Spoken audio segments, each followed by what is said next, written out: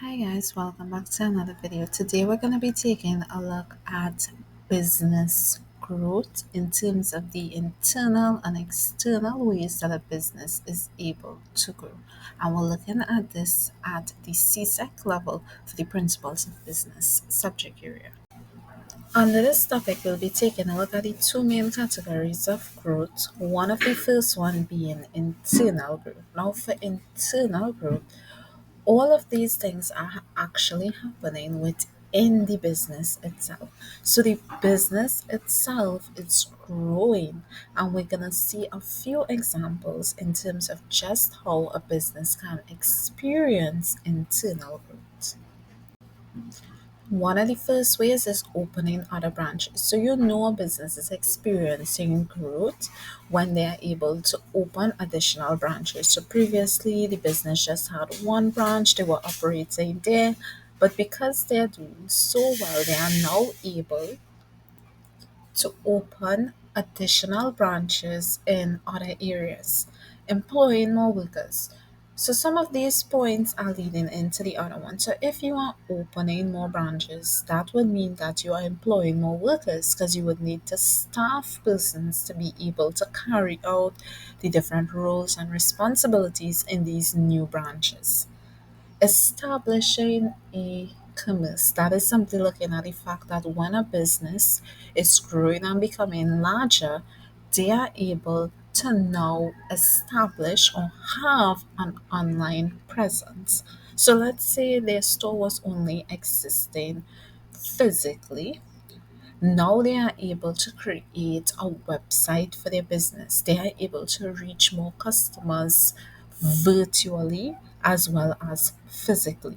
So they tend to have an e-commerce section of their business, which is something that they didn't have before. And if anyone is familiar with setting up a website and so forth, you know that you have to be paying for domains. So this is not something that is too cheap per se to say that smaller business could engage in it. So that's why when a business is getting larger, they are able to better benefit from e-commerce and establishing business websites. Franchising and outsourcing. So as a business is growing, they are now able to franchise their business name. So they're able to franchise their business name. Other persons would be able to make use of this business name. Some popular examples that we have of franchise businesses would be that of KFC, Subway, Starbucks. You all should be able to recall those things from when we looked at that as a topic. Moving on to outsourcing now.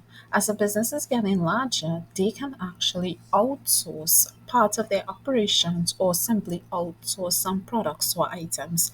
So they don't necessarily have to be producing or making everything themselves, but they can outsource a part of their operations or outsource a product or item.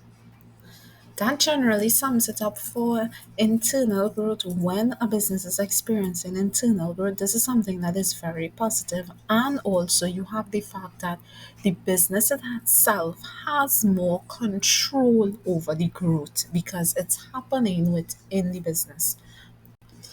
Getting into external growth now. So, external growth now, it is happening outside of the business itself. So, this is when a business is able to join forces with that of other businesses to be able to further increase their growth. Once again, we have some examples being identified for external growth. The very first one is joint venture. So, a business can benefit from growth via that of a joint venture. Now, a joint venture is simply when two separate businesses they are coming together. Most of the times, it's to work on a particular project or issue. The joint ventures, it tends to be something that is a bit short term. It could expand on a long term basis, but generally, for a joint venture, it gives businesses the opportunity to be able to enter into foreign markets because they can join forces with that of a foreign firm and create a joint venture. It allows them to gain more experience and so forth. We also have mergers. A merger is when, once again, two separate businesses, they are coming together to combine and make one business. So they are merging their operations together to create one basis. If they're merging their operations, this is on the long-term basis. Those two separate businesses or companies are now going to become one company or business. Looking at takeover or the acquisition there, this is looking at the fact that one business can purchase the majority of shares in that of another business and engage in a takeover or acquisition. Looking at a local example that we have, there was another red block manufacturer before, and now you have the fact that only one red block manufacturer exists, and that would be Able Building Solutions. They're the only one that produce red blocks in Trinidad and Tobago. And that was because that previous business that was in existence, they would have acquired that business, they shut down the operation so they can be the sole producer of that good item.